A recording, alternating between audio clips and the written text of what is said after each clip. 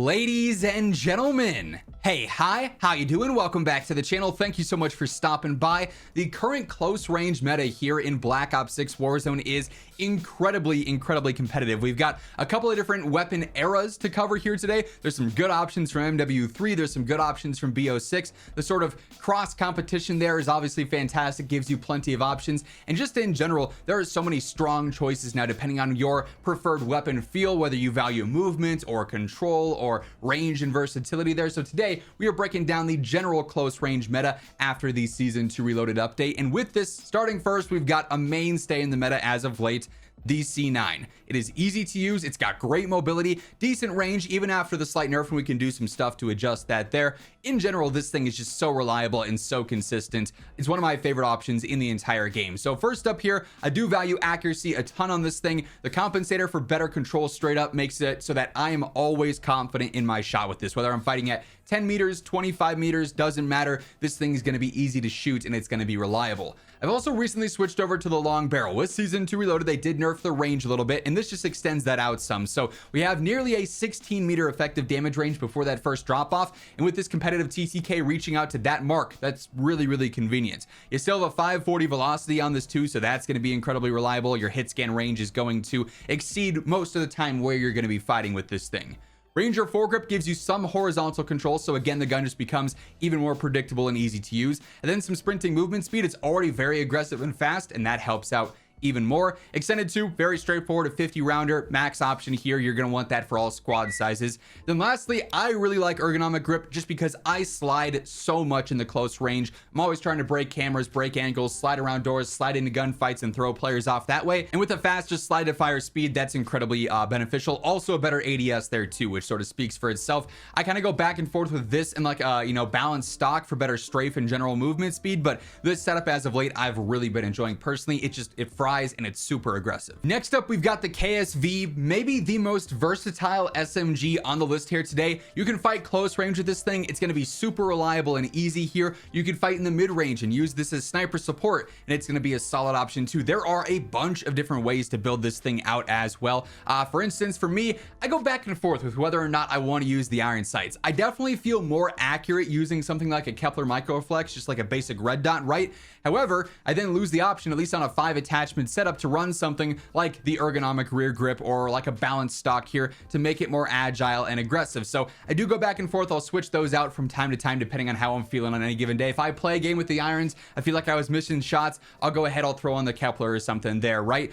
For the muzzle, if you care about staying off the radar, the suppressor obviously is never a bad choice. If you want better control straight up, the compensator is really good too, and I find a lot of players, especially if you're more of an iron sight fan, do use that compensator and then drop that optic and then use a rear grip. They use recoil springs or something there, so you certainly have some options outright there already. Long barrel going to be a mainstay on most of the subs here. Effective damage range is nearly 20 meters, then a 575 velocity is still great there. Ranger foregrip again for some control and some movements, and then extended 2 going to be a 50 with this rate of fire at 800. That's going to work just fine for duos, trios, quads. Obviously solos has spoken for itself, so really fun. Even just 5 attachment setup here, this is also a gun that really benefits from gunfighter as well. Now as of late, the Kompakt has been better than ever. They buffed this recently. Its TTK is the best in the class in its first damage range, and it's a pretty forgiving first damage range for what this SMG is. You'd think of this as like a up close and personal, 10 meters and closer, similar to like the Swarm or something from the past, but this is actually a decently versatile SMG. It's got a really good damage range and it just spits bullets. It has an insane fire rate, which means you really got to be accurate, and that's what I focus on a ton with this setup. The compensator for that better vertical control, Ranger foregrip for the better horizontal control, and then also recoil springs for even more of both there. This is going to make sure I'm as accurate as I can possibly be, especially with an iron sight build here, and because of that, the more shots I land, the faster the TTK is going to be. You are going to shred through enemies like crazy. Now, with that fast fire rate, you have to have as much ammo as possible to make sure that DPM doesn't cost you. Extended 3 is 60. With a 1091 RPM, even 60 is kind of pushing it, right? The DPM is still not insane here, but it's the best you have. You have to learn to live with that a little bit. And then also, I like ergonomic rear grip again, as I mentioned before, with the sliding, the better ADS speeds. If you want to extend out that damage range more though, it'll be a little bit slower and less aggressive, but Long barrel, never a bad choice here either. I love the feel of the Kompakt, though this thing just melts. And by the way, as we are breaking down all the weapons and setups here today, if you enjoy the video, you find it useful, a like rating is always seriously appreciated. And if you are new to the channel, you want to help us get one step closer to reaching 1 million subs, feel free to hit that sub button, turn on those post notifications, and you'll be guaranteed to be in the know for everything going on in COD. Following that, we've got the PPSH. Kind of a weird one, again, just because of how they build out the stocks. It's the stocks and the rear grips combined into one category, which limits it some, but this thing also has some of the best range in the SMG category, one of the quickest TTKs as well. So if you got your sights up, you're landing shots on target, you're going to be just fine. You just got to spend a little bit more time learning how to play with this thing as opposed to some of the other SMGs. First up, compensator, especially because we're using an iron sight build here, we want that max control and for the weapon to be as easy as possible. Long barrel, obviously extending out that already fantastic damage range. Ranger foregrip, again for the sprinting speed, and then also the better horizontal control. So between that and the compensator, we got a much easier to use weapon, of course. Extended 2 is only 55. This thing has a pretty crazy RPM at 952 as well. So the DPM, the damage per mag, is not going to be fantastic, but again, it's the best you have. It's something that takes some time to get used to, know how fast it's going to take or how long it's going to take to burn through all that ammo and when you're going to have to stop to reload there. Then lastly, for the stocks, I mean, there are so many different ways to approach this. If you care more about sprint to fire or ADS or whatever the case is, I've actually been using agility stock lately because it's slightly better ADS, then also some better strafe speed, which I love on a build like this as well. Quick draw is the absolute best for ADS speed. Ergonomic is fantastic for slide to fire if you're doing a lot of that. Even balance stock's a decent option here too for a good strafe speed and a good general sprint to fire boost there too. So many choices between the stocks. It really just comes down to what do you value the most in your gameplay, whether it's sprint to fire, ADS, strafing, whatever the case is. Now within the close range meta, it's not just SMGs. There are also some really solid sniper support choices that I think fall into this niche as well. For instance, the Cypher, maybe my favorite sniper support in the game right now. Low recoil, super aggressive rifle. It's got rifle ranges though too, so you have such a huge safety net for fighting in the close and mid range with this thing that it is so reliable here, and the TTK is insanely competitive as well. I personally love the iron sights here, especially on a sniper support build. You can go either for the suppressor if you're comfortable with the control, or go for the compensator if you want a little bit more recoil control there. It's just a matter of showing up on the radar or not, right? Long barrel extends out our crazy good damage range to 64 meters. That's overkill for sniper support, but you're already fine at the velocity. 810 is fine for mid-range fights. The hit scan range is going to be more than that, so you're chilling there.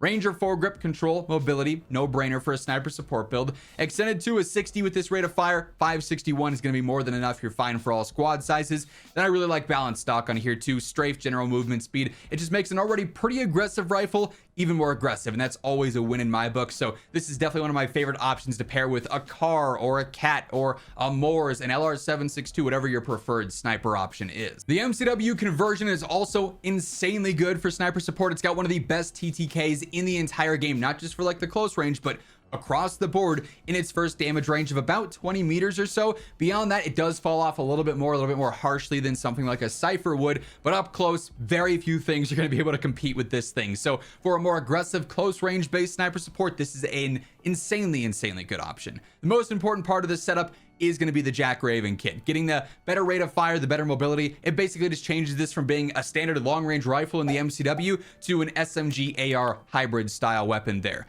The Jack Cutthroat aftermarket part stock is so good for a build like this because it's going to speed you up so much and make you feel even more like an SMG. The max mag here is only 40 though. That's the biggest drawback of this gun for sure, because the fire rate's 800. So like 40 on 800, it doesn't mean a great DPM for sure. You're going to reload a lot, but luckily it kills so quick, you're going to have time to reload because the enemies are going to be knocked.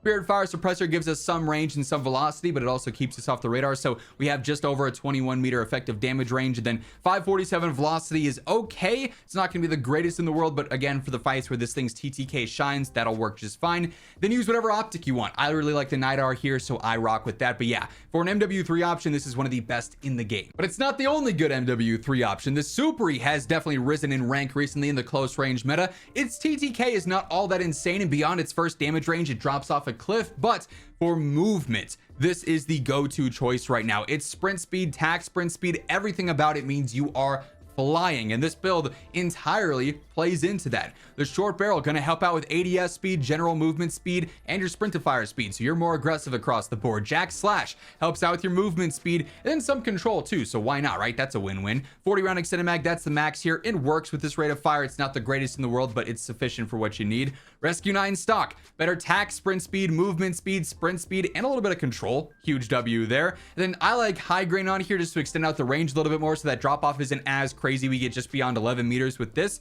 But overall, if you're trying to break ankles and cover the most ground as fast as possible, this is the go-to sub. And then lastly, here we have probably the best ranged SMG in the game, the Striker. This thing has an insane damage range for an SMG, so perfect for sniper support. But then even if you just want a super forgiving secondary with a huge safety net, this works as well. It still does have that MW3 weapon feel, and for that the attachments are a bit wonky, but it gets the job done if you just spend some time refamiliarizing yourself with it. I don't like the irons though, so I go for a basic red dot with the slate here. That works for me. If there's a different scope you like more, feel free to go for that. Sonic suppressor will work the same as all the other suppressors, extending out our range and our velocity, and the recon long barrel does that more as well. So we have just under a 14 meter effective damage range, which is with a super forgiving drop off beyond that, and a 667 velocity is more than enough for the sniper support territory. Jack Slash yet again for movement and control, and then also the 60 round extended, no brainer there, very straightforward. That being said, that's how the close range meta plays out. It's maybe at the most competitive point that it's been so far this year,